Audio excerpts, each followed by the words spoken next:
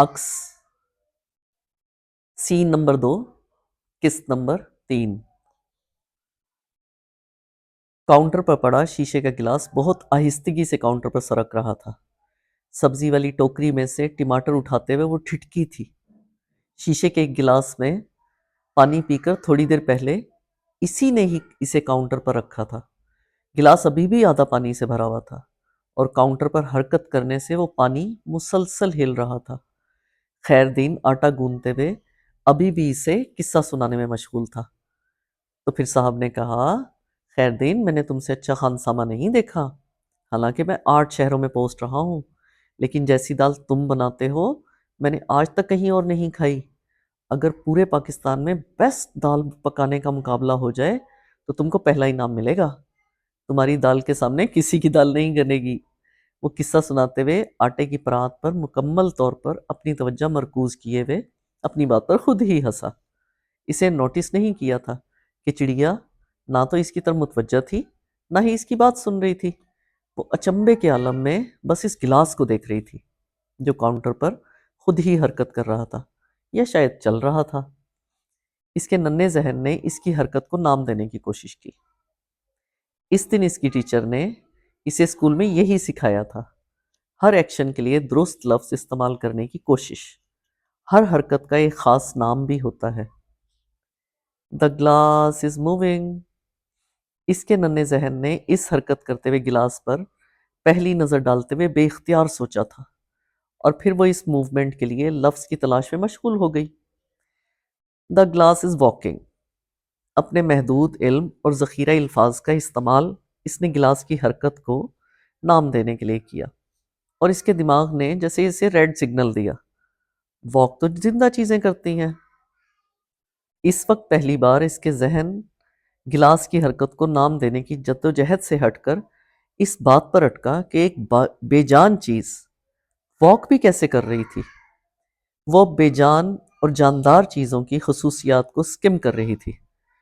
چند سیکنڈ میں اس کے ذہن نے سکمنگ اور سکریننگ کے بعد گلاس کو بے جان کی کیٹیگری میں ڈالا، اور تب اس نے اپنے ذہن کو جیسے اس اچنبے کا شکار ہونے کی اجازت دی جس کا شکار وہ اس وقت تھی۔ گلاس تو بے جان ہے، پھر یہ حرکت کیسے کر رہا ہے؟ یہ سوال تھا جو اس وقت اسے کنفیوز کر رہا تھا، اور کنفیوز کرنے سے زیادہ اسے متجسس کر رہا تھا۔ کیا کوئی ایسی حالت ہوتی ہے جس میں بے جان گلاس بھی حرکت کر سکتا ہے؟ اس کا ذہن اب جیسے کوئی نئی دریافت کرنا چاہ رہا تھا، اور وہاں کھڑے اس پراسرار انداز میں حرکت کرنے والے گلاس اور اس کے اندر تھرکتے پانی کو دیکھتے ہوئے چڑیا کو خوف یا دہشت نام کی کوئی چیز محسوس نہیں ہوئی تھی۔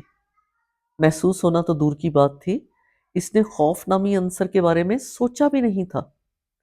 اس کی جگہ کوئی بڑا اگر اچانک ایک گلاس کو اس طرح حرکت کرتے دیکھ لیتا تو چیخیں مارتا ہوا اس کچن سے بھاگ جاتا، یا پھر پورے گھر کو وہاں اکٹھا کر لیتا، مگر کوئی بھی اس کی طرح وہاں کھڑے ہوئے اپنے آج کے سبق کو اس گلاس پر اپلائی کرنے کی کوشش نہ کر رہا ہوتا۔ صاحب نے جب کمشنر صاحب کو کھانے پر بلایا تھا نا، تب بھی انہوں نے خاص طور پر مجھ سے وہ دال بنوائی تھی۔ کمشنر صاحب کو اتنی پسند آئی کہ وہ 50 روپے انعام دے کر گئے تھے مجھے۔ ان کی جو بیگم صاحبہ تھیں انہوں نے تو باقاعدہ ترکیب لکھوائی مجھ سے۔ خیردین اب بھی مگر انداز میں آٹا گوندتے ہوئے دال نامہ سنا رہا تھا۔ کہہ رہی تھیں کہ کسی رسالے میں بھی بھیجیں گی وہ اس دال کی ترکیب کو۔ میں نے بھی کہا، بیگم صاحبہ جہاں مرضی چھپوا لیں، جو ذائقہ خیردین کے ہاتھ کا ہے وہ خیردین کی پکی ہوئی دال میں ہی ملے گا۔ نانا، کیا کوئی گلاس چل سکتا ہے خود ہی؟ چڑیا نے ایک دم خیردین کو ٹوکا۔ وہ اب اپنے ایک ہاتھ کے انگوٹھے کے ناخون کو دانتوں سے کسرتے ہوئے بے حد الجھے انداز میں گلاس پر نظریں مرکوز کیے ہوئے تھی، یوں جیسے وہ کچھ سوچ رہی تھی۔ ہیں؟ خیردین آٹا گوندتے گوندتے گڑبڑایا۔ اس نے چڑیا کو دیکھا، اس کو لگا اس نے سننے میں کوئی غلطی کی تھی۔ کیا پوچھ رہی تھی تم؟ اس نے چڑیا کی نظروں کا تعاقب کیے بغیر صرف ایک نظر اسے دیکھ کر پوچھا۔ کیا کوئی گلاس چل سکتا ہے؟ چڑیا نے اس سنجیدگی کے ساتھ گلاس پر نظریں جمائے سوال دہرا دیا۔ خیردین بے اختیار ہنسا، یوں جیسے وہ چڑیا کے سوال پر بے حد محظوظ ہوا ہو۔ لو بھلا، گلاس کیسے چل سکتا ہے؟ گلاس کوئی زندہ تھوڑی ہوتا ہے۔ وہ دوبارہ آٹا گوندنے لگا۔ ہو سکتا ہے کوئی گلاس زندہ ہوتا ہو۔ اس بار خیردین اس کی بات پر کھلکھلا کر ہنسا تھا، لیکن آٹا گوندتا رہا۔ نہیں بیٹا، کوئی بھی گلاس زندہ نہیں ہو سکتا، اور نہ ہی چل سکتا ہے۔ اس نے بڑی محبت سے چڑیا کے سوال کا جواب دیا۔ وہ سارا دن یہی ایک کام کرتا تھا، صبح سے لے کر رات تک چڑیا کے سوالوں کا جواب دیتا رہتا تھا، اور یہ اس کی زندگی کا پسندیدہ ترین کام تھا۔ وہ اس سے کئی گنا زیادہ شوق سے اس کے سوالوں کا جواب دیتا تھا، جتنے شوق سے وہ اپنی مشہور زمانہ دال بناتا تھا۔ وہ اس کی اکلوتی نواسی تھی، اس کی اکلوتی بیٹی کی اکلوتی اولاد، حلیمہ کے دوسرے شوہر سے زندہ بچ جانے والی واحد اولاد۔ حلیمہ اور خیردین کی متاع حیات تھی۔ پنجاب کے ایک پسماندہ گاؤں خیردین کا آبائی علاقہ تھا۔ وہ اس علاقے سے 10 جماعتیں پڑھنے والا تو پہلا لڑکا نہیں تھا، لیکن سرکاری ملازمت میں آنے والا پہلا آدمی ضرور تھا، اور وہ سرکاری ملازمت بھی ڈپٹی کمشنر کے گھر کا مالی۔ تقرر نامہ ملتے ہی گاؤں میں خیردین کے گھر کا سٹیٹس بدل گیا۔ وہ ذات کا لوہار تھا، اور گاؤں میں اس کا سارا بچپن اور نو عمری اس نے گاؤں کے کمی کمین کی حیثیت سے چودھری، نمبردار، پٹواری، اونچی ذات اور زمینوں والوں کی رعایا کے طور پر ان کی جی حضوریاں کرتے ہوئے گزاری تھی، اور ویسی ہی زندگی اس نے اپنے ماں باپ اور ددیال ننیال کے لوگوں کو گزارتے ہوئے دیکھا تھا۔ اس گاؤں میں ان کی زمین بس ایک کنال کا وہ احاطہ تھا، جس کے ایک کونے میں اس کے باپ نے لوہے کے اوزار بنانے اور مرمت کرنے کی بھٹی لگا رکھی تھی، اور دوسرے کونے میں ماں نے دانہ بھوننے کی، اور تیسرے کونے میں ایک گدھا، 2 بھینسیں، 4 بکریاں، 25 مرغیاں، 3 کتے، 4 بلیاں، 8 بطخیں اور خرگوشوں کے 3 جوڑوں کا ایک قبیلہ آباد تھا، اور احاطے کے چوتھے کونے میں 4 کمروں، برآمدے اور دالان پر مشتمل ان کے کا گھر 21 افراد کے زیر رہائش تھا، جن میں خیردین کے 10 بہن بھائیوں کے علاوہ دادا دادی اور کچھ ددیالی رشتہ دار بھی رہتے تھے۔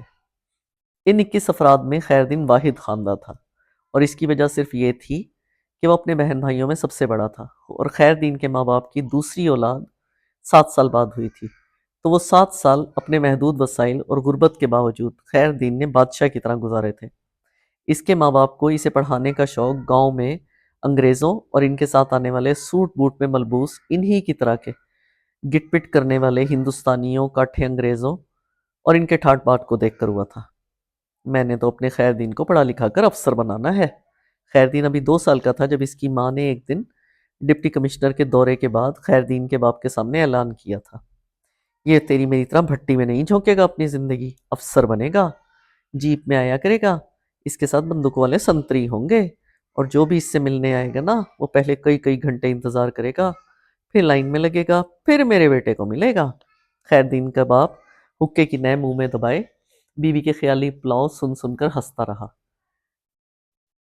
7 سال تک نتھو لوہار اور ہاجرہ بی بی یہ خواب پالتے رہے، ایک ایک ٹکا بچا کر خیردین کو تعلیم دلوانے کی کوشش کرتے رہے۔ پھر 7ویں سال دوسرے بچے، اور اس کے بعد ہر سال ایک بچے کی پیدائش نے ہاجرہ اور نتھو کے ذہن سے سٹیٹس تبدیل کرنے کے بھوت کو نکال کر بھوک کے جن کو ان کے پیٹ میں قید کر دیا۔ لیکن خیردین تب تک بگڑ چکا تھا۔ ماں باپ کے دھکے، گالیاں، گھوسے کھانے کے باوجود وہ بستہ چھوڑنے پر آمادہ نہیں تھا، لیکن 10 میل دور پیدل اسکول جانے پر تیار تھا۔ ملازمت کی تلاش اس نے دفتر میں شروع کی تھی، اور یقیناً اسے مل جاتی، لیکن ڈپٹی کمشنر کے گھر میں مالی کی نوکری کے لیے اس نے دفتر کی کلرکی چھوڑ دی۔ یہ اس کی ماں کا خواب تھا، اور وہ جیسے اپنی ماں کے خواب کی تعبیر کے لیے کچھ بھی کر سکتا تھا۔ اگر انگریزی زبان اس کے پاؤں کی زنجیر نہ بنتی تو وہ مالی کے بجائے اس گھر کا صاحب بننے کی کوشش کرتا۔ ڈپٹی کمشنر کے گھر ہیڈ مالی کے ساتھ کام کا آغاز کرنے میں اس کی 10 جماعتوں سے زیادہ اس کے گاؤں میں کھیتی باڑی کا تجربہ کام آیا تھا۔ وہ اس ضلع کا پہلا اور واحد فرسٹ ڈویژن میں میٹرک پاس مالی تھا، اور چند مہینوں میں اس نے اپنی محنت اور ذہانت سے صاحب کا اعتماد جیت لیا تھا۔ مالی کا کام کرتے کرتے وہ صاحب کے کچن میں پارٹ ٹائم خانسامہ کے فرائض بھی انجام دینے لگا۔ شروع میں اس نے بیرا گیری کی اور خانسامہ کے معاون کے طور پر کام کرتا رہا، لیکن پھر ایک وقت آیا کہ جس دن خانسامہ چھٹی پر ہوتا اور خیر دین کھانا بنا کر ٹیبل سے جاتا، کھانے کی میز کی شکل ہی کچھ اور ہوتی تھی۔ کھانے کے ذائقے کی تو خیر بات ہی الگ تھی۔ صاحب نے اس کو پھر out of the way promotion دینے میں دیر نہیں کی۔ خیر دن گھر کے باہر سے گھر کے اندر آ گیا۔ وہ گاؤں میں فخریہ سب کو بتاتا تھا کہ وہ سارا دن ڈپٹی کمشنر ہاؤس میں گزارتا ہے، اتنا وقت جتنا صاحب بھی نہیں گزارتا۔ چند اور مہینوں میں خیر دین نے جیسے ڈپٹی کمشنر ہاؤس کا حلیہ بدل کر رکھ دیا۔ وہ صاحب اور بیگم صاحبہ کا رائٹ ہینڈ مین تھا، جس پر اب وہ اندھا اعتماد کرتے تھے۔ خیر دین اب خانسامہ نہیں بٹلر تھا۔ گاؤں میں اب خیر دین کے گھر کے باہر اس کی نیم پلیٹ تھی، جس پر خیر دین کے نام کے نیچے اس کی ڈیزگنیشن اور اس کی مختصر سی ڈیزگنیشن کے نیچے اس کے صاحب کا نام اور صاحب کی ڈیزگنیشن کی تفصیلات سرکاری گھر اور سرکاری دفتر کے پتے سمیت موجود تھی، اور اس نیم پلیٹ نے خیر دین کے خاندان کو کمی کمی نہیں رہنے دیا تھا۔ وہ اس گاؤں کا اور خاص طور پر اپنی برادری کا پہلا رول ماڈل تھا۔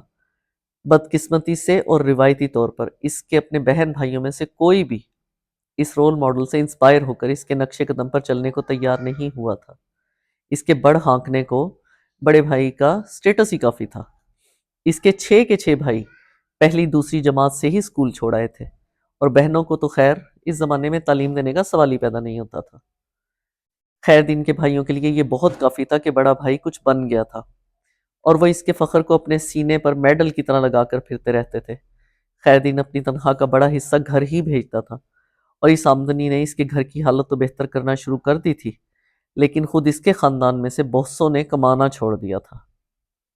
خیر دین کو بہت جلد اندازہ ہو گیا تھا کہ ماں باپ کی بھٹیوں پر نہ بیٹھنے کے باوجود اس سے اپنی زندگی کو محنت کی بھٹی میں جھونکنا ہی ہے۔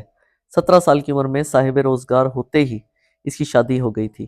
خیر دین کو اسی مالی نے اپنا داماد بنا لیا تھا، جس کے ساتھ خیر دین نے کمشنر کے گھر میں نوکری شروع کی تھی۔ شہر میں آتے جاتے رہنے کی وجہ سے پڑھا لکھا نہ ہونے کے باوجود اختری کو پہننے اوڑھنے کا سلیقہ تھا۔ وہ اور خیر دین آگے بڑھنے کے لیے ایک جیسا پیشن رکھتے تھے۔ ان کی بیٹی صرف ایک ہوئی تھی، حلیمہ، اور خیر دین نے اپنے خاندان کے دباؤ کے باوجود مزید اولاد نہ ہونے پر دوسری شادی نہیں کی تھی۔ اس نے حلیمہ کو 10ویں تک تعلیم دی۔ خیر دین کی طرح وہ بھی اپنی برادری میں 10 پاس کرنے والی پہلی لڑکی تھی، اور پھر خیر دین نے اس کی شادی اپنے خاندان سے آنے والے تمام رشتوں کو چھوڑ کر ایک سرکاری دفتر کے اردلی سے کی تھی۔ 6 ماہ میں وہ سرکاری اردلی طاعون کی وبا کا شکار ہو کر دنیا سے رخصت ہو گیا، اور تب خیر دین کے ہی ایک اور صاحب نے اپنی کوشش سے حلیمہ کی دوسری شادی اپنے ڈرائیور سے کروائی تھی۔ وہ ایک ڈپٹی کمشنر کے ذاتی ڈرائیور کی بیوی تھی، اور اس کا شوہر شادی کے تھوڑے ہی عرصے کے بعد اسے بھی اپنے سرکاری کوارٹر میں لے گیا تھا۔ چڑیا کی پیدائش ایک ڈپٹی کمشنر ہاؤس کے کوارٹر میں ہوئی تھی، جہاں اس کا باپ ڈرائیور اور اس کی ماں ڈپٹی کمشنر کے بچوں کی آیا تھی۔ شادی کے 4 سالوں میں چڑیا کے بعد حلیمہ کے ہاں وقفے وقفے سے 2 مرتبہ اولاد کی ولادت ہوئی، اور دونوں میں سے کوئی بھی زندہ نہیں بچا۔ شادی کے چوتھے سال اس کا شوہر نہر میں نہاتے ہوئے ڈوب گیا۔ حلیمہ کا گھر دوسری بار اجڑ گیا تھا۔ 2 بیٹوں کی موت نے جو زخم لگائے تھے، شوہر کی موت نے انہیں انمٹ کر دیا تھا، لیکن بہرحال حلیمہ کا شوہر بہت کوئی آئیڈیل شوہر نہیں تھا۔ اس کی وفات کے فوراً بعد اس ڈپٹی کمشنر کی بیرون ملک ڈیپوٹیشن آ گئی تھی۔ حلیمہ باپ کے کوارٹر میں نہیں رہ سکتی تھی۔ شاید صاحب اور ان کی بیوی اسے رہنے کی اجازت دے ہی دیتے، لیکن اب وہ سرکاری رہائش کا کسی اور کے زیر استعمال آ گئی تھی۔ حلیمہ چڑیا کو لے کر مجبوراً گاؤں چلی گئی۔ تبھی حلیمہ اور خیر دین کی قسمت کے ستارے ایک بار پھر گردش میں آئے۔ خیر دین نے کسی زمانہ میں گردش سے باہر آئے۔ خیر دین نے کسی زمانے میں ایک ڈپٹی کمشنر کے ساتھ کام کیا تھا، جو بعد میں دوسرے صوبے میں چلا گیا تھا، لیکن اسی دوران وہ دوبارہ پوسٹ ہو کر اسی ڈویژن میں آیا، اور اس نے وہاں پوسٹ ہوتے ہی خیر دین کی اپنی سے سرکاری رہائش گاہ میں ٹرانسفر کروا لی۔ نہ صرف یہ بلکہ ان میاں بیوی نے حلیمہ کو بھی ایک بار پھر بچوں کی آیا کے طور پر رکھ لیا۔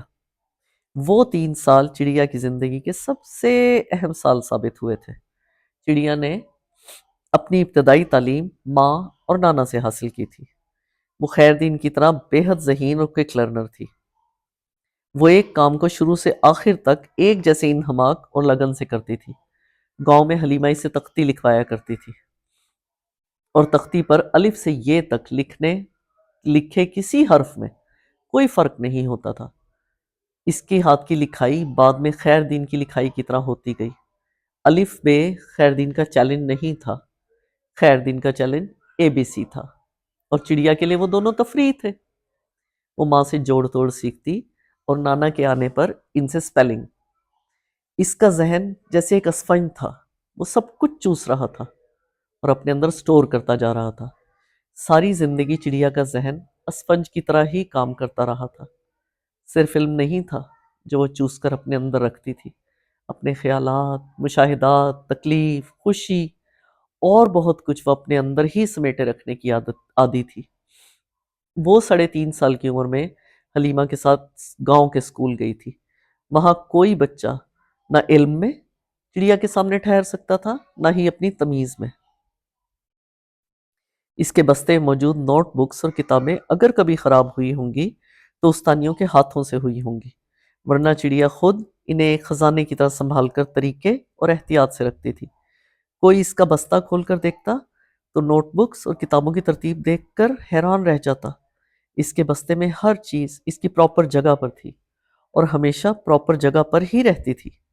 چڑیا اگر 50 دفعہ پینسل نکالتی تو ہر بار اسے واپس رکھتے ہوئے جیومیٹری باکس میں ہی رکھتی، اسی ترتیب سے جس ترتیب میں اس کے جیومیٹری باکس میں چیزیں تھیں۔ 6 ماہ چڑیا اسکول جاتی رہی، اور 6 ماہ اس کی استانیوں کو اسے کچھ پڑھانا نہیں پڑا۔ وہ جیسے ایک ریچول تھی جو پوری ہو رہی تھی۔ 6 ماہ بعد حلیمہ اور چڑیا دوبارہ نئے شہر میں خیر دین کے پاس آ گئے تھے، اور یہاں جیسے چڑیا کا ایک نیا جنم ہوا تھا۔ ڈپٹی کمشنر کی بیوی ڈاکٹر فرا ایک بے حد رحم دل عورت تھی۔ حلیمہ اس کے 3 بچوں کی دیکھ بھال کرتی تھی، اور حلیمہ کی وجہ سے چڑیا بھی دن میں کئی بار ماں کے پیچھے گھر میں جاتی تھی۔ ڈاکٹر فرا کو چڑیا اپنی عادتوں اور ذہانت کی وجہ سے بہت اچھی لگتی تھی۔ گاؤں کے ایک سرکاری اسکول سے ایک انگلش میڈیم اسکول تک چڑیا کو لے جانے والی وہی تھی، اور اس انگلش میڈیم اسکول کے سلیبس کو چڑیا کے لیے آسان بنانے والی بھی وہی تھی، جو اکثر اوقات اپنے بچوں کو پڑھاتے ہوئے چڑیا کو بھی پاس بٹھا لیتی تھی۔ چڑیا اردو میڈیم نصاب سے انگلش میڈیم نصاب میں جتنی آسانی اور سہولت سے ایڈجسٹ ہوئی تھی، اس نے ڈاکٹر فرا کو حیرانی سے زیادہ متاثر کیا تھا۔ چڑیا گفٹڈ تھی، اور اس کا اظہار سب سے پہلے انہوں نے ہی خیر دین اور حلیمہ سے کیا تھا۔ چڑیا پر انہیں محنت نہیں، صرف کچھ توجہ دینی پڑی تھی، اور اس توجہ کا ثمر چڑیا نے ایک کے بعد ایک کلاس میں ٹاپ کر کے دیا تھا۔ مناسب سے نقش و نگار اور بے حد سیاہ گہری چمکتی آنکھیں اور سانولی رنگت والی چڑیا ایک چڑیا ہی طرح دبلی پتلی اور پھرتیلی تھی۔